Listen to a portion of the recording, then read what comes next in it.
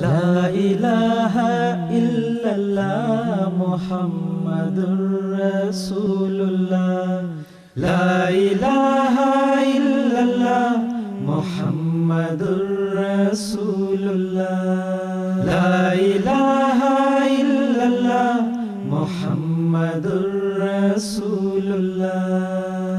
اعوذ باللہ من الشیطان الرجیم، بسم اللہ الرحمن الرحیم۔ ناظرین کرام، السلام علیکم ورحمۃ اللہ وبرکاتہ۔ پروگرام دینی و فقہی مسائل کے ساتھ ہم آپ کی خدمت میں حاضر ہیں۔ آج کے ہمارے اس پروگرام میں آپ گفتگو سن سکیں گے مکرم محترم مولانا ظہیر احمد خان صاحب سے اور مکرم محترم مولانا منصور احمد ضیاء صاحب سے۔ ہمارے پاس سوالات موجود ہیں جن کا ہم نے پچھلے پروگرام میں بتایا تھا کہ شہباز باجوہ صاحب، عبدالشکور صاحب، خالد صاحب کینیڈا سے اور منصور احمد ناصر صاحب لائبیریا سے۔ تو انشاءاللہ آج ان سوالات پر ہم گفتگو کریں گے۔ خان صاحب، پہلا سوال جو ہے شہباز باجوہ صاحب کا لندن سے کہ کیا مغرب کے ساتھ عشاء کی نماز جمع کی جا سکتی ہے؟ یعنی یہ تصور یا وجہ شاید پوچھنے کی بعض دوستوں کی اس طرح ہو سکتی ہے کہ مغرب کے ساتھ عشاء جمع کی جا سکتی ہے یا عشاء کے ساتھ جمع کی جا سکتی ہے مغرب، یا ظہر کے ساتھ عصر یا عصر کے ساتھ ظہر کے اول وقت میں یا آخر وقت میں، کیا دونوں طرح اجازت ہے؟ بسم اللہ الرحمن الرحیم۔ احادیث میں خاص طور پہ اس موضوع سے متعلق حضرت معاذ بن جبل رضی اللہ تعالیٰ عنہ کی ایک روایت ہے جس میں انہوں نے یہ سنن ترمذی میں بھی موجود ہے اور سنن ابی داؤد میں بھی، تو اس میں وہ واضح طور پہ بیان کرتے ہیں کہ حضور صلی اللہ علیہ وسلم کا یہ طریق تھا کہ حضور ظہر کے ساتھ عصر کو بھی جمع کر لیتے تھے، اسے جمع مقدم کہتے تھے، اور عصر کے ساتھ ظہر کو بھی جمع کر لیتے تھے، اسے جمع مؤخر کہتے تھے، اور اسی طرح مغرب کے ساتھ عشاء کو اور عشاء کے ساتھ مغرب کو بھی جمع کر لیتے۔ تو اس لیے حضور صلی اللہ علیہ وسلم کی سنت سے واضح طور پہ یہ ملتا ہے کہ حضور دونوں طریق سے جو ضرورت ہوتی، اگر حضور نے سفر جو ہے وہ جلدی شروع کرنا ہوتا تو ظہر اور عصر کو جمع کر کے حضور سفر پہ روانہ ہو جاتے، اور اگر بعض اوقات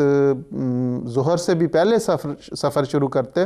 تو حضور پھر ظہر کو تھوڑا لیٹ کر دیتے اور عصر کے ساتھ اسے جمع کرتے۔ اسی طرح مغرب میں بھی کہ اگر حضور نے کوئی کام ایسا ہوتا جس میں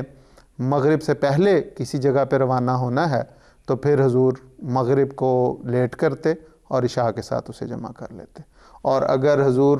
مغرب کے فوراً بعد نکلنا ہوتا تو مغرب کے اور عشاء کو جمع کر کے پھر اس کام کے لیے حضور تشریف لے جاتے۔ تو دونوں طریق جائز ہیں، جس طرح بھی کوئی کرے اسے اس کے اختیار ہے۔ جی ٹھیک ہے، آگے چلتے ہیں۔ عبدالشکور صاحب کا یہ سوال ہے، منصور صاحب برمنگھم سے، انہوں نے یہ خط کے ذریعے سوالات ہمیں کچھ بھجوائے تھے۔ سوال ان کا یہ ہے کہ ایک شخص جو کلالہ ہے اور اس کی ایک سے زائد بہنیں ہیں اور بھائی کوئی نہیں ہے، اس کی بیوی بھی موجود ہے، تو اس کا ترکہ کس طور پر تقسیم ہوگا؟ بسم اللہ الرحمن الرحیم۔ اس صورت میں قرآن کریم نے یہ بیان کیا ہے کہ سب سے پہلے جن کا حصہ مقرر کر دیا ہے ان کو حصہ دیا جائے گا۔ تو وہ افراد جن کا حصہ قرآن کریم نے مقرر کیا ان کو اصطلاح میں ذوی الفروض کہا جاتا ہے، اور جن کا حصہ مقرر نہیں کیا بلکہ وہ ذوی الفروض کو حصہ دینے کے بعد ان کو جو بچ جاتا ہے وہ ان کو دیا جاتا ہے، تو ایسے افراد کو اسبا کا نام دیا جاتا ہے، یا اسبات کہتے ہیں ان کو۔ تو یہ جو موجودہ صورتحال ہے اس میں بیوہ، اس کا حصہ بھی قرآن کریم نے مقرر کیا ہے اور بیان کیا ہے وَلَهُنَّ الرُّبُعُ مِمَّا تَرَكْتُمْ، کہ تمہارا جو ترکہ ہے اس کا 1/4 حصہ بیوہ کو جائے گا إِن لَمْ يَكُن لَكُمْ وَلَدٌ، اگر اولاد نہ ہو۔ تو اس صورت میں چونکہ اولاد نہیں ہے اس وجہ سے بیوہ کو 1/4 حصہ کل ترکے کا ملے گا۔ پھر بہنیں ہیں، بہنوں کے حصے کی تعیین قرآن کریم نے ان الفاظ میں بیان فرمائی ہے فَإِن كَانَتْ اثْنَتَيْنِ فَلَهُمَا الثُّلُثَانِ مِمَّا تَرَكَ، کہ اگر وہ بہنیں 2 یا 2 سے زائد ہوں تو ان کے لیے 2/3 حصہ ہے مما ترک کل ترکے کا۔ یہاں پہ بھی یہ نہیں کریں گے کہ پہلے بیوہ کا حصہ نکالا جائے 1/4 اور اس کے بعد جو باقی بچ جائے پھر اس میں سے 2/3 نکالا جائے، ایسے نہیں ہوگا، بلکہ کل ترکے میں سے 1/4 نکالا جائے گا اور کل ترکے میں سے ہی 2/3 حصہ مائنس کیا جائے گا۔ اس کے بعد جو باقی بچ جائے گا وہ حضرت صلی اللہ علیہ وسلم کی حدیث ہے کہ وہ اسبات کو جائے گا۔ فرماتے ہیں کہ الحق الفرائض باہلہا، سب سے پہلے ذوی الفروض کو ان کا حصہ ادا کرو، فما بقیہ، اور جو بچ جائے ذوی الفروض کو دینے کے بعد فہو لاولی رجل ذکر، تو وہ جو قریبی مرد رشتہ دار ہے اس کو دیا جائے گا۔ تو یہ پتہ لگایا جا سکتا ہے کہ وہ جو کلالہ جن کا ذکر کیا جا رہا ہے ان کا کوئی چچا ان کی وفات کے وقت موجود تھا یا پھپھی کوئی موجود تھی، اسی طرح چچا زاد یا پھپھی زاد کوئی بھائی وہ موجود تھا تو ان کو دیا جا سکتا ہے، تو یہ تعین ہونے کے بعد ان میں حصہ تقسیم کیا جا سکتا ہے۔ جی ٹھیک ہے منصور صاحب، جزاک اللہ۔ خان صاحب یہ سوال جو ہے اس کا تعلق جو عائلی زندگی ہے اس سے یہ تعلق رکھتا ہے۔ سوال یہ ہے کہ ایک شخص نے غصے کی حالت میں اپنی بیوی کو طلاق دے دی کہ اس فوری کیفیت میں رد عمل میں اس کو طلاق کہہ دیا یا دے دی، اس کے بعد اس کو احساس ہوا کہ اس نے غلطی کی ہے، تو اب وہ اس بات پر نادم ہے، اس کو وہ ختم کرنا چاہتے ہیں کہ یہ ارادہ اصل میں نہیں تھا، تو اس طلاق کے بارے میں یا ان کی باہمی واپسی کے بارے میں کیا حکم ہے؟ بات دراصل یہ ہے کہ شریعت نے خامد کو 2 ایسی طلاقوں کا حق دیا ہے جس میں وہ رجوع کر سکتا ہے، عدت کے دوران بغیر نکاح کے، اور عدت کے بعد اگر بیوی بھی راضی ہو تو نکاح جدید کے ساتھ رجوع ہو سکتا ہے۔ اور دوسری بات یہ ہے کہ طلاق پوری سوچ بچار کے ساتھ اور ہوش و حواس میں دی جاتی ہے۔ جہاں تک اس بات کا تعلق ہے کہ غصے میں طلاق،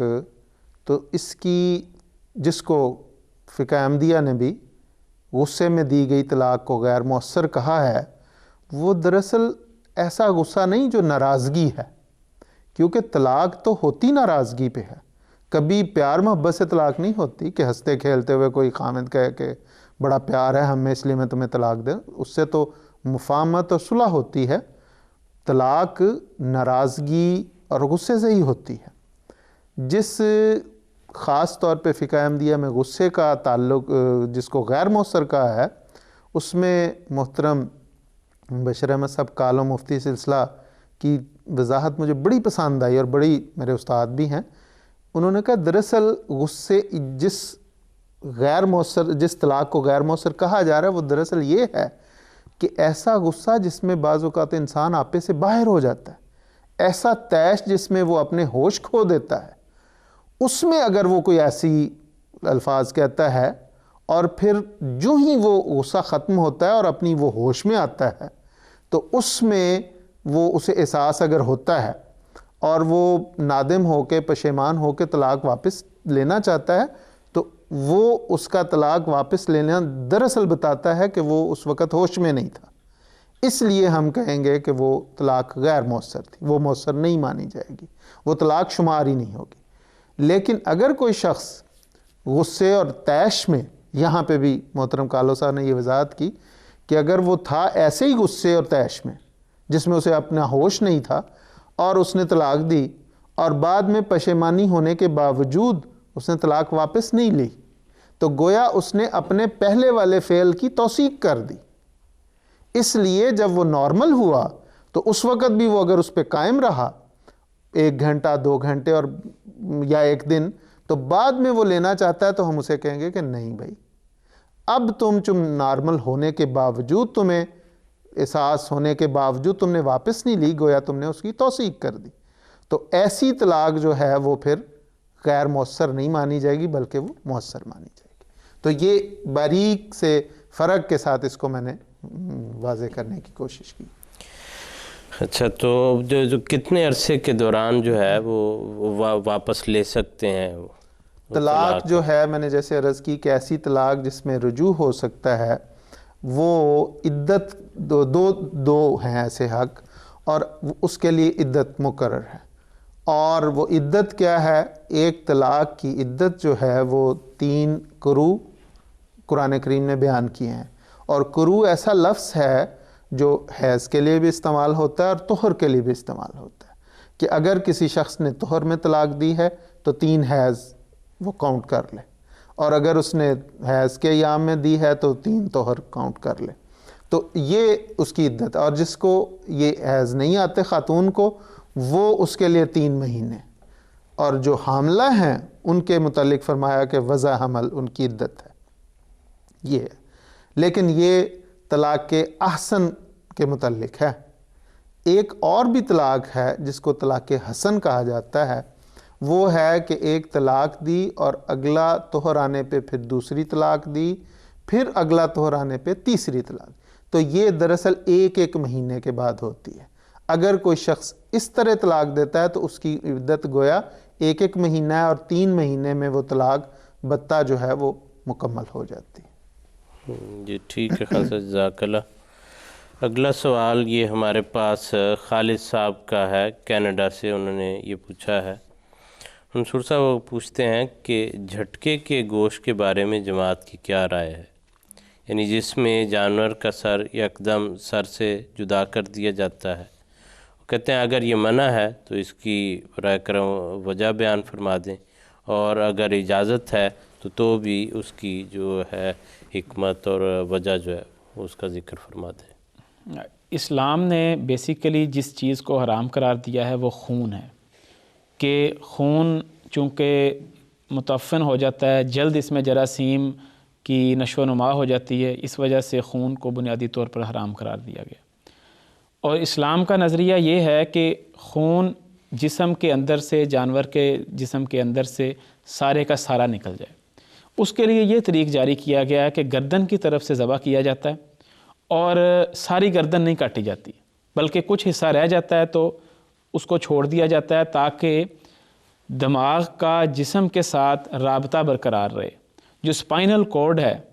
جس کو حرام مغز بھی کہتے ہیں، اس کو نہیں کاٹا جاتا۔ اس کے نتیجے میں یہ ہوتا ہے کہ خون کا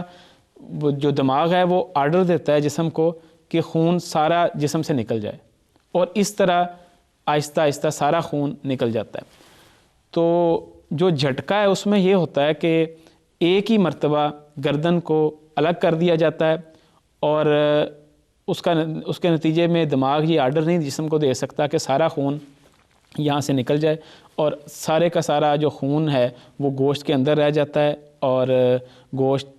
اور میڈیکل سائنس بھی آج یہ کہتی ہے کہ گوشت خراب ہو جاتا ہے، اور ایسا گوشت صحت مند گوشت شمار نہیں ہوتا۔ تو اس وجہ سے اسلام نے اس طریق کو جاری کیا۔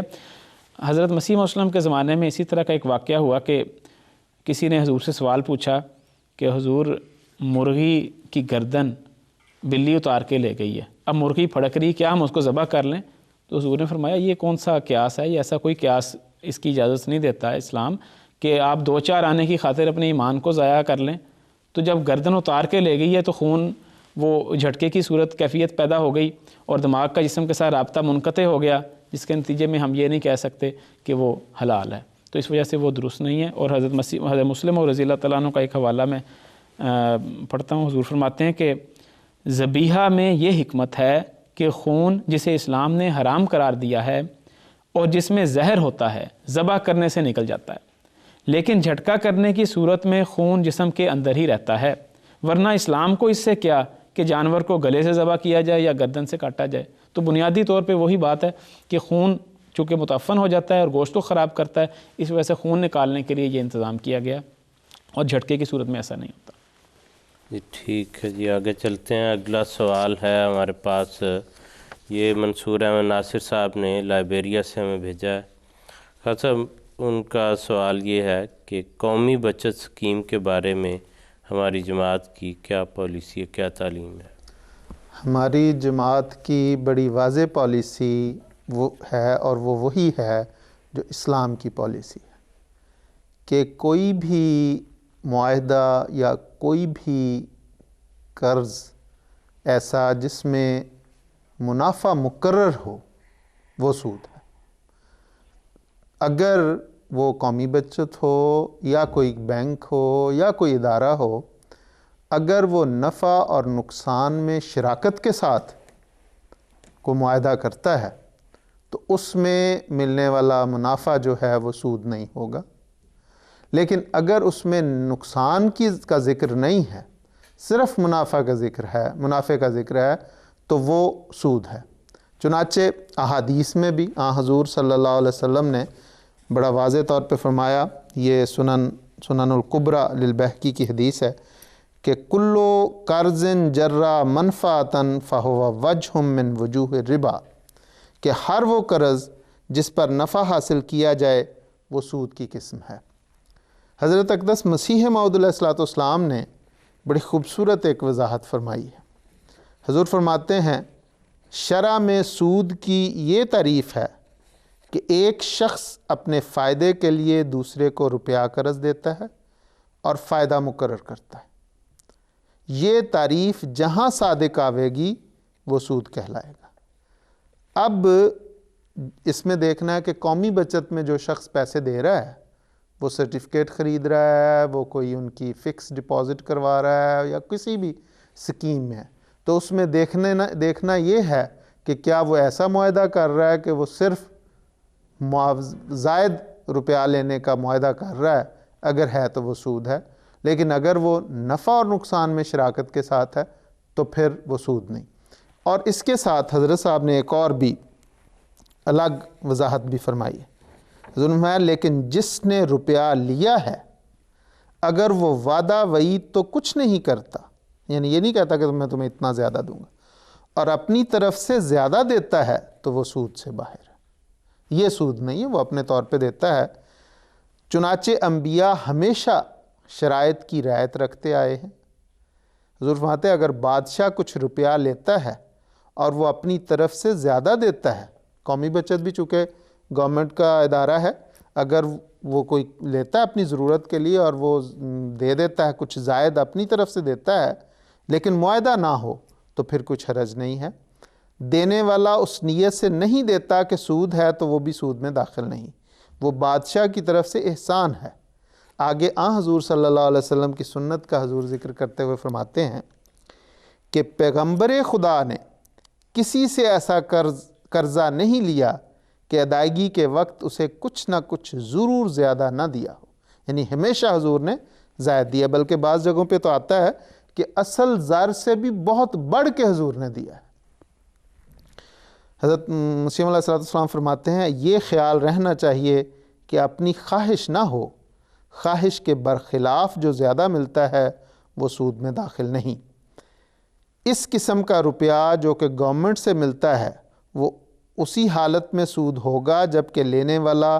اس خواہش سے روپیہ دیتا ہے کہ مجھے سود ملے، یعنی وہ اس قسم کا معاہدہ کرتا ہے کہ مجھے زائد ملے، ورنہ گورنمنٹ جو اپنی طرف سے احساناً دے وہ سود میں داخل نہیں۔ تو یہ بڑی واضح یہاں پہ ہے، بڑا کھل کے اس میں بات ہو گئی کہ اگر قومی بچت میں ایسا معاہدہ ہو رہا ہے کہ وہ اس میں باقاعدہ ذکر ہے کہ مجھے 5 سال کے بعد دگنا ملے گا یا 10 سال کے بعد دگنا ملے گا، اور اس میں کہیں پہ نقصان کا ذکر نہیں، تو یہ واضح سود ہے۔ لیکن اگر وہ قرض لیتی ہے گورنمنٹ اور اس پہ از خود وہ کچھ زائد دے دیتی ہے تو کوئی حرج کی بات نہیں۔ لیکن چونکہ یہ تو باقاعدہ کاروباری کمپنیوں کی طرح ہے، جی ہاں، اور ان کی پہلے سے طے شدہ ہوتا ہے کہ اتنے % آپ کو یہ ملے گا، تو پھر تو وہ اس حکم کے تحت ہی آتی ہیں، سود والے حکم کے نیچے ہی آتی ہیں۔ جی ٹھیک ہے جی، آگے چلتے ہیں۔ آگے ہمارے پاس سوال ہے عبدالشکور صاحب کا برمنگم سے۔ منصور صاحب نے سوال پوچھا ہے کہ ایک بندے نے کسی کو مکان بنانے کے لیے رقم دی اور اس کے عوض مکان کو قرض خواہ نے، یعنی جس نے قرض لیا ہے، قرض دہندہ کے نام گروی کر دیا۔ اس مکان سے قرض دہندہ کو جس نے قرض دیا تھا بطور کرایہ ماہانہ 25,000 روپے کی آمد ہو رہی ہے۔ وہ پوچھتے ہیں کہ کیا اس رقم پر زکوٰۃ لاگو ہوگی، واجب الادا ہوگی؟ جی، زکوٰۃ اس رقم پر واجب الادا ہوتی ہے جو نصاب تک پہنچ جائے، اور زکوٰۃ کے نصاب کے لیے جو اب فیصلہ ہوا ہے حال میں وہ یہ ہے، جماعت کا جو موقف ہے اس کے متعلق یہ ہے کہ 7.5 تولے سونا یعنی 85 گرام تک اگر اس تک نقدی یا رقم یا کوئی چیز جس کی مالیت 85 گرام سونا ہے اس وقت اس حد تک پہنچتی ہے تو اس پر زکوٰۃ واجب ہوگی، اور اس کے لیے ایک یہ شرط ہے کہ سال گزرنا چاہیے۔ اگر سال گزرتا ہے تو پھر اس پر 2.5% کے حساب سے زکوٰۃ واجب ہوگی۔ اب یہ جو صورتحال ہے اس میں یہ ہے کہ مکان جو گروی جس نے رکھا ہے اس پر زکوٰۃ واجب ہوگی، کیونکہ وہ اس کے نفع نقصان کا، اس کے فائدے کا وہی ذمہ دار ہے، وہ اٹھا رہا ہے۔ یہ نہیں ہوگا کہ مالک کی ذمہ داری، مالک کے اوپر ذمہ داری ڈال دی جائے کہ وہ اس کی زکوٰۃ ادا کرے۔ اور مکان کے متعلق یہ ہے کہ مکان کی زکوٰۃ نہیں ہوتی۔ حضرت مسیح موعود علیہ السلام نے فرمایا کہ جو استعمال کی چیزیں ان پر زکوٰۃ نہیں۔ حضور فرماتے ہیں مکان خواہ کتنے ہزار روپیہ کا ہو اس پر زکوٰۃ نہیں، اگر کرائے پر چلتا ہو تو آمد پر زکوٰۃ ہے۔ اب آمد پر زکوٰۃ کے لیے وہی فارمولہ استعمال کیا جائے گا کہ جتنی آمد ہو رہی ہے وہ رقم پھر سیو رہتی ہے۔ اگر وہ رقم سیو نہیں ہوتی بلکہ مکان کی ضروریات پر خرچ کر دی جاتی ہے اور محفوظ نہیں رہتی 1 سال تک تو اس پر پھر زکوٰۃ نہیں ہوگی۔ اور اسی طرح رہن رکھنے والے کی یہ ذمہ داری ہے کہ وہ مکان کی مرمت کا خیال رکھے، اور اگر کوئی چھوٹی موٹی اس میں کمی بیشی ہوتی ہے تو وہ اس نے اسی رقم میں سے پوری کرنی ہے، نہ کہ مالک مکان کو کہا جائے کہ وہ مکان کی ضروریات کا خیال رکھے۔ اور یہاں حضرت صلی اللہ علیہ وسلم کی ایک حدیث ہے اس سے ثابت ہے کہ عرب میں چونکہ یہ رواج تھا کہ جانور دیا کرتے تھے رہن کے طور پہ، تو اس وقت آنسا نے فرمایا کہ ٹھیک ہے تم جانور رکھو، لیکن تمہاری ذمہ داری ہے کہ اس کو چارہ بھی مہیا کرو، دودھ سے فائدہ اٹھاؤ جانور کے، جو گائے بھینسیں وغیرہ ہیں، لیکن ان کو چارہ مہیا کرنا یہ اس شخص کی ذمہ داری ہے جس نے اس کو رہن رکھا ہوا ہے، نہ کہ اس کے مالک کی۔ تو یہ اس کے ساتھ کہ مکان پر کوئی زکوٰۃ نہیں، آمد پر زکوٰۃ ہے، اور آمد پر بھی اس وقت زکوٰۃ ہے جب نصاب زکوٰۃ تک پہنچے اور 1 سال گزر جائے۔ یعنی اگر میں اس سے یہ سمجھا ہوں کہ جو رہن جو قرض لے کے کوئی شخص قرض لے رہا ہے اور اپنا مکان کسی کو رہن کے طور پہ دے رہا ہے، تو جس نے اس کو رہن کے طور پہ لیا ہے اور اس کے عوض قرض دے دیا ہے، وہ اگر اس کو ذاتی طور پہ استعمال کر رہا ہے تو پھر تو حضرت مسیح علیہ الصلوۃ والسلام کے اس ارشاد کی روشنی میں کوئی زکوٰۃ نہیں اس پہ۔ لیکن اگر اس نے وہ مکان آگے کسی کو کرائے پہ دے دیا ہے اور اس پہ ایک تو جو توڑ پھوڑ جو اس کی مرمت ہوتی ہے وہ یہی قرض دینے والا جو ہے، یہی جس کے پاس وہ رہن مکان، وہی اس کو مرمت کروائے گا اور اس کا کرایہ بھی وہی اپنے پاس رکھے گا۔ اب اگر وہ کرایہ اس کی ذاتی ضرورت پہ خرچ ہو جاتا ہے یا مکان کی مرمت پہ خرچ ہو جاتا ہے تو پھر بھی کوئی زکوٰۃ نہیں، کیونکہ زکوٰۃ تو یہ ہے کہ سال گزرے اس پہ۔ لیکن اگر مرمت کروانے کے بعد اپنی ذاتی ضروریات اسے پوری کرنے کے بعد پھر اس کے پاس کچھ رقم بچ جاتی ہے اور وہ رقم 1 سال گزرنے کے بعد، جس طرح محترم منصور صاحب نے کہا کہ وہ 85 گرام سونے یا 7.5 تولے سونے کی قیمت کے برابر وہ رقم ہوتی ہے، تو پھر اس پہ 2.5% وہ زکوٰۃ ادا کرے گا وہ شخص۔ جزاک اللہ جی، بہت شکریہ، دونوں بزرگان کا شکریہ ادا کرتے ہیں۔ آج کے پروگرام کو ہم یہاں پر جو ہے وہ سمیٹ لیں گے۔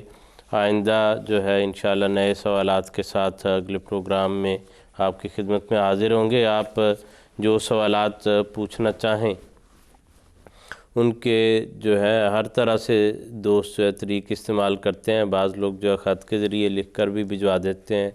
یا بعض لوگ فون کر کے پوچھ لیتے ہیں، ٹیکسٹ کے ذریعے، اور ای میل کا رابطہ جو ہے وہ تو بڑا آسان رابطہ موجود ہی ہے کہ آپ دنیا کے کسی بھی کونے میں اپنی سہولت کے مطابق جس وقت چاہیں وہ لکھ کر ہمیں بھجوا دیں تو ہم انشاءاللہ ان سوالات کو اپنے پروگرام کا حصہ بنا لیں گے۔ اجازت دیجیے، اگلے ہفتے انشاءاللہ پھر ملاقات ہوگی۔ السلام علیکم ورحمۃ اللہ وبرکاتہ۔ لا الہ الا اللہ محمد رسول اللہ، لا الہ